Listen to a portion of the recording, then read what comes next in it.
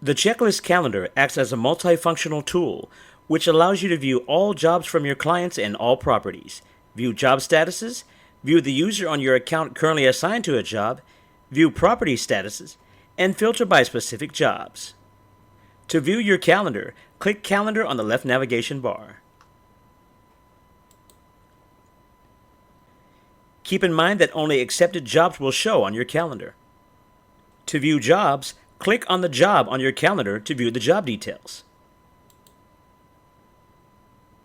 On the Details tab, you'll see all the job details including the job date, start and finish time, property address, and a message from the client if one was sent.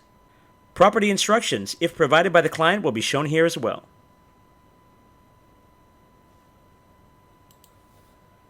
On the Checklist tab, you'll see the list of tasks to be completed.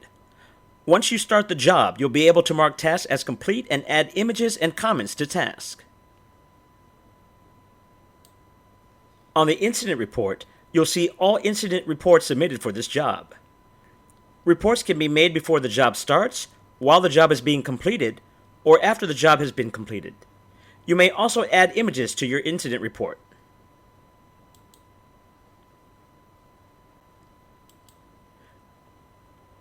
On the Location tab, you can see the property location. And lastly, the logs. Here you'll see the date and time of each event associated with this job. To view all your properties from your calendar, click on the property name on the left. There you'll be able to see the property calendar showing all the jobs for the current month onward, along with property details, as well as the task history, which includes all jobs that were assigned to you on this property. Using the calendar filters, you have the ability to see jobs from a particular month or year. There's also the option to filter by the status of the job, property status, the assignee of the job, and the property name.